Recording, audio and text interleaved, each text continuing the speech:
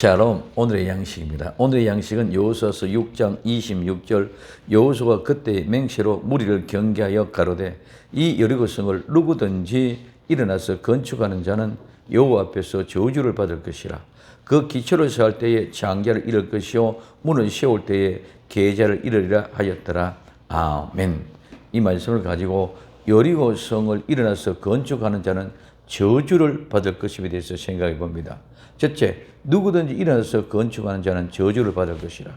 누구든지 이 여리고성을 일어나 건축하는 자는 저주를 받을 것이라. 여기 누구든지 모두 다입니다.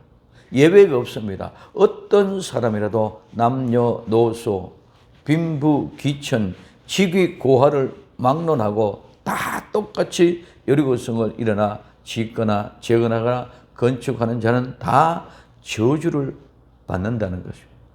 이 여리고성을 재건한다는 말은 무슨 말입니까? 향기나는 생명의 냄새에서 죽은 썩은 시체의 냄새가 나게 하는 죄인의 길로, 죄의 길로 다시 들어간다는 말이라고 말씀드렸습니다. 그러므로 오늘 우리는 절대로 썩은 냄새나는 다시 죽음의 죄의 길로 들어서는 여리고성을 재건해서는 안 된다. 그러면 저주를 받는다는 것입니다. 그러면 어떻게 됩니까? 두 번째, 기초를 세울 때에 장자를 잃을 것이다. 그 기초를 세울 때에 설립하고 세우고 기초를 세우고 놓다는 말입니다. 이 말은 구성하다, 성립시키다, 만들어내다, 또 기대하다, 의지하다, 상대하다는 말입니다. 이 말은 세운다는 말은 세우고 설립되는 것뿐만 아니라 그것을 계획하고 생각할 때부터, 구상할 때부터 이 성의 기초가 되어진다는 이 말입니다. 그래서 그때부터 어떻게 장자, 맏아들을 잃을 것입니다. 장자는 처음 난 자, 초태생입니다. 이 말은 또한 가장 뛰어난다, 우두머리 말입니다.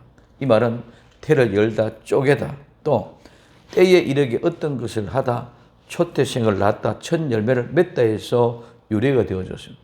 그 초태생 잃은 것을 잃어버리겠다는 것입니다. 두 번째, 문을 세울 때 계좌를 잃을 것입니다. 문은 바로 문인데 이 방주의 뜯개와 같은 것입니다. 문은 매달리다, 흔들흔들하다, 내려놓다, 매달리게 하다, 끌어당기다, 물을 깃다, 길어 올리다는 말에서 유래가 되어졌습니다. 문은 돌적에서 얹어서 흔들흔들하는 것입니다.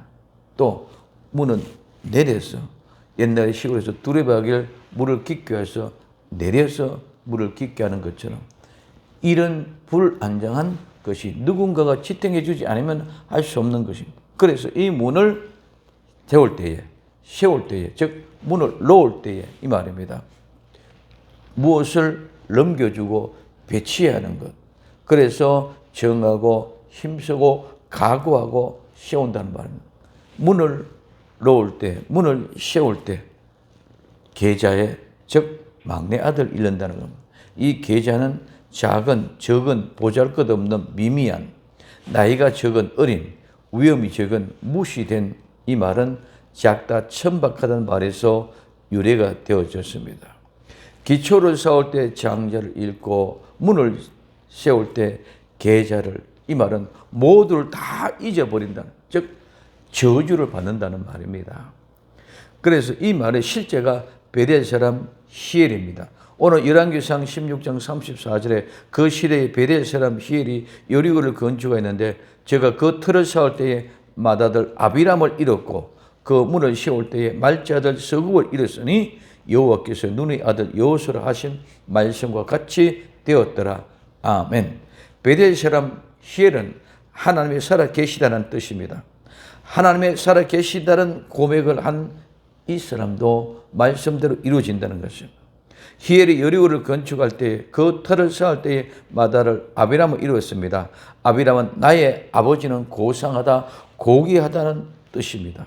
문을 세울 때 말째 아들 서굽을 이뤘습니다. 서굽은 고귀한 사람으로 자신을 높이고 높다, 즉 도달하기 어려운 성읍, 높은 곳에 위치했다, 안전하게 보호되어 있다, 이 말에서 유래가 되었습니다. 히엘은 하나님의 살아 계시다고 고백해도 아비람은 나는 아버지의 고상하신 분이라고 고백해도 서금 나는 고결한 사람이라 자신을 높아져서 도달할 수 없는 곳에 위치하여 안전하게 보호되어 있다 할지라도 하나님의 말씀을 지키지 않으면 저주를 받는다는 것입니다. 사무엘상 15장 22절에 사무엘이 가로되 여호와께서 번제와 다른 제사를 그 목소리 순종하는 것을 좋아하신 같이 좋아하시겠나이까? 순종이 제사보다 낫고 듣는 것이 수양의 기름보다 낫다고 말씀하고 있습니다. 야고보서 2장 17절에 이와 같이 행함이 없는 믿음은 그 자체가 죽은 것이라고 말씀하고 있습니다.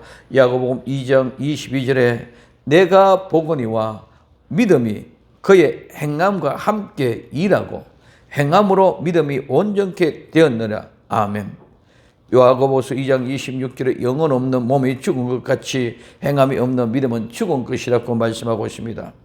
눈의 아들 여호수아로 하신 말씀과 같이 되었더라. 이 말씀은 역사적인 사실이고 실제입니다. 하나님의 말씀이 그대로 이루어졌다는 실제입니다. 절대로 우리는 여리고성 다시 세우지 맙시다.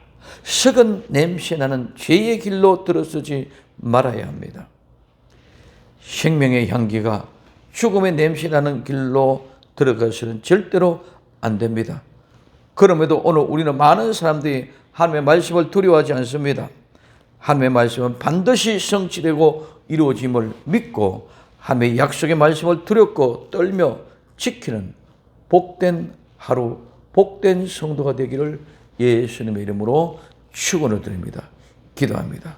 누구든지 여리고성을 건축하는 자는 저주를 받는다고 말씀했사오니 이제 정말 더러운 죄악의 썩은 냄새를 풍기는 여리고성을 절대로 건축하지 않도록 축복하옵소서.